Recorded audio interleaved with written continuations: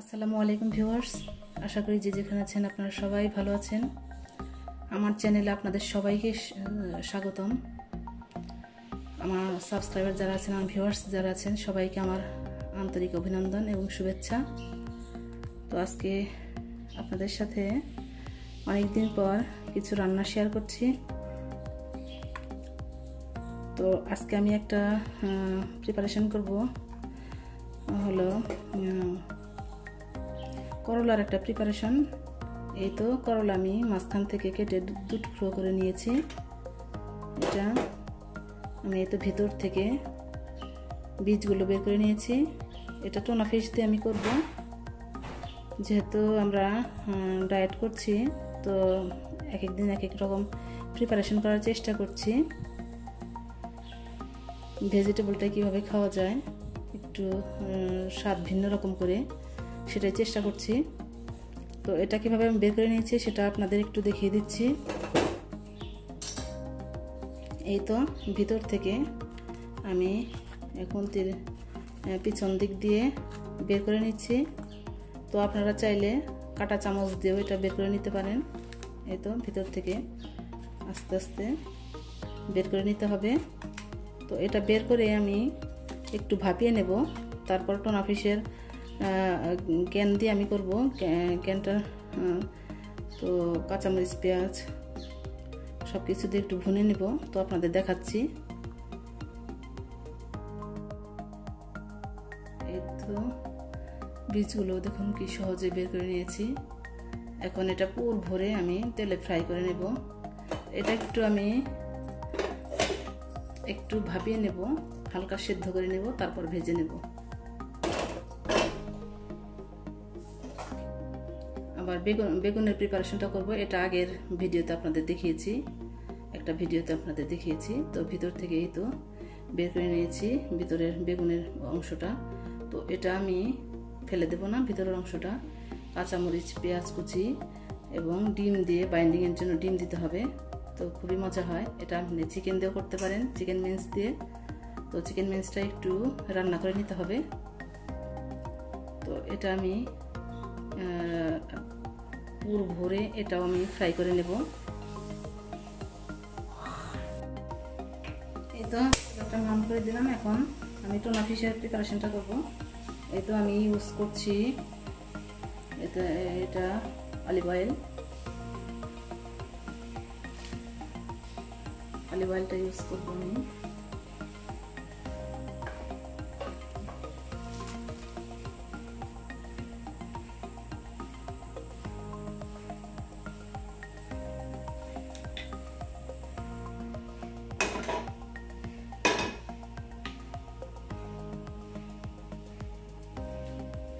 যে ক্যানটা দিয়ে রান্না করব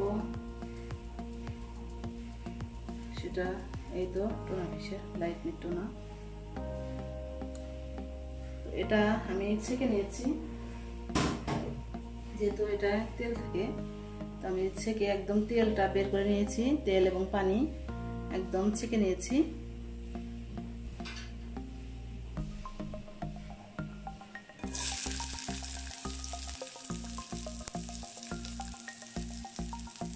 রসুন কুচি, পেঁয়াজ কুচি এবং টমেটো কুচি দিয়ে দিলাম, দিয়ে একটু ভেজে নেব। কুচিটা দিয়ে দিলাম আমি। একটু হলুদ গুঁড়ো আর ধনিয়া গুঁড়ো ইউজ করবো।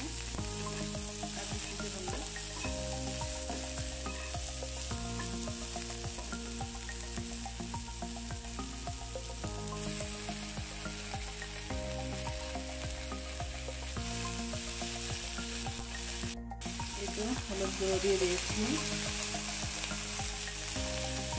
তারপর দেবো ধনিয়া গুঁড়ো একটু,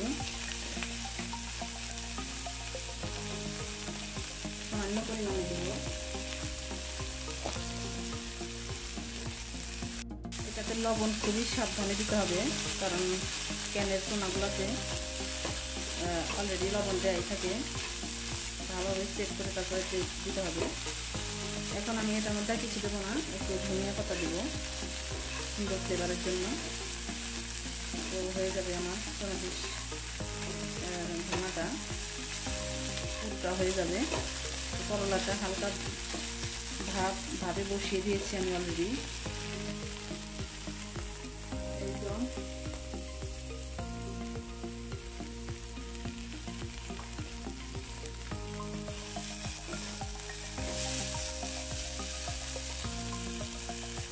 আমি লাস্টে ধনিয়া পাতা দিয়ে দিলাম।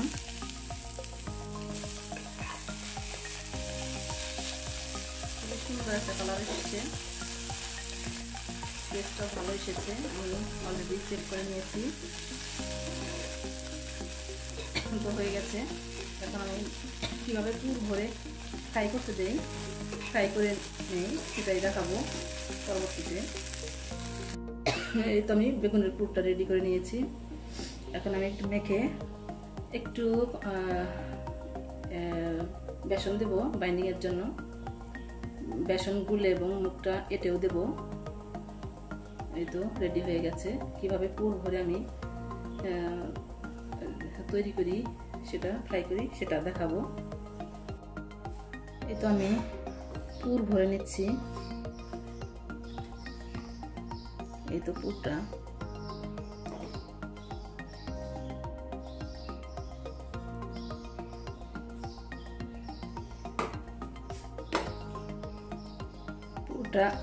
পুরটা আমি ভরে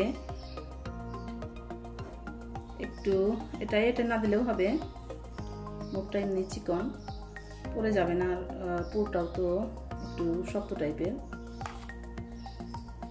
একটু আঙুল দিয়ে ভরে ভরে চেপে চেপে ভিতরের দিকে দিতে হবে, যাতে পুরোটার মধ্যেই পুর ভরা থাকে, খেতে ভালো লাগে।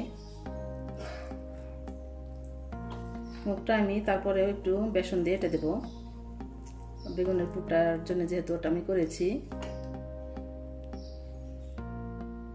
এই তো হয়ে গেল আমার পুর ভরা। তো সবগুলো আমি এভাবে করে নেব। এই তো আমার করলার এগুলো পুর ভরা হয়ে গেছে। এখন আমি করে নেব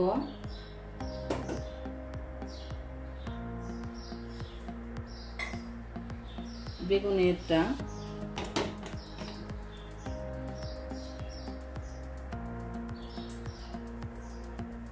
বেগুনের এটা আপনি টুনা ফিশ দিয়েও করতে পারেন, এটা বিফ দিয়েও করা যাবে, চিকেন দিয়েও করা যাবে।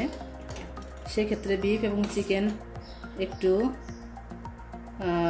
রান্না করে নিতে হবে টুনা ফিশের মতো। আর ডিমটা এমনি এটার মধ্যে মিক্স করে দেওয়া যায়, কারণ ডিমটা একদম অল্পতেই সুন্দর হয়ে যায়, অল্প আঁচেই, আস্তে আস্তে অল্প আঁচে হয়ে যাবে।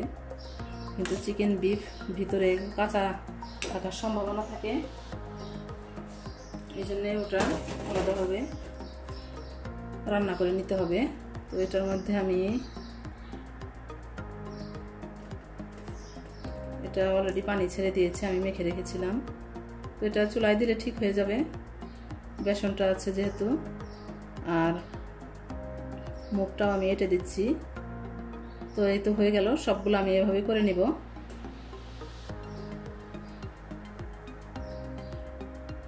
এটা আমি ফ্রাই করবো অলিভ অয়েল দিয়ে। অলিভ অয়েল দিয়ে দিলাম।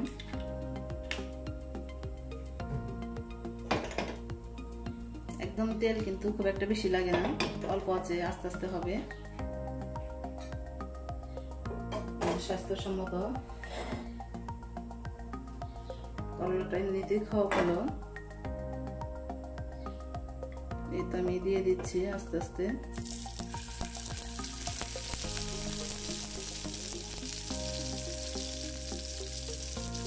নাহলে পুড়ে যাওয়ার সম্ভাবনা থাকে।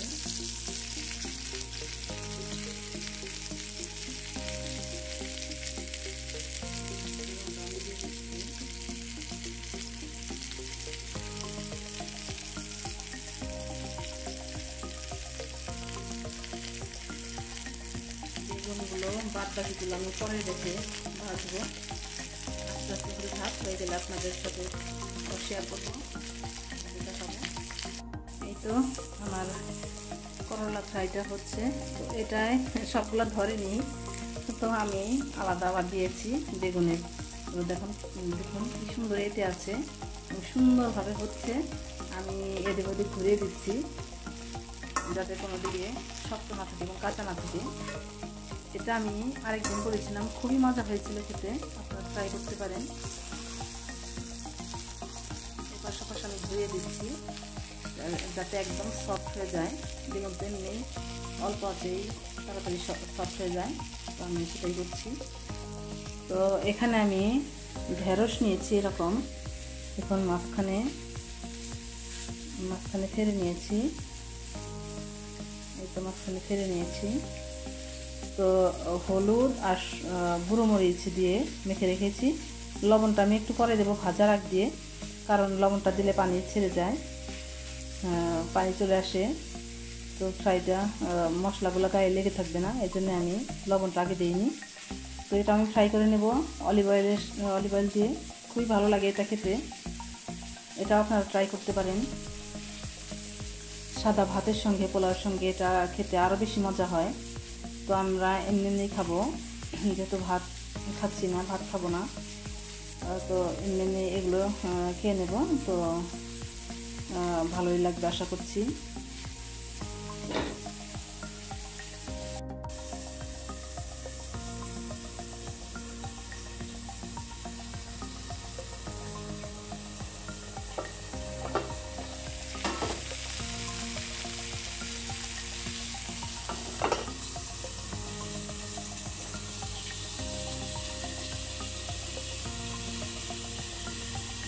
এই তো দেখুন কি সুন্দর হয়েছে,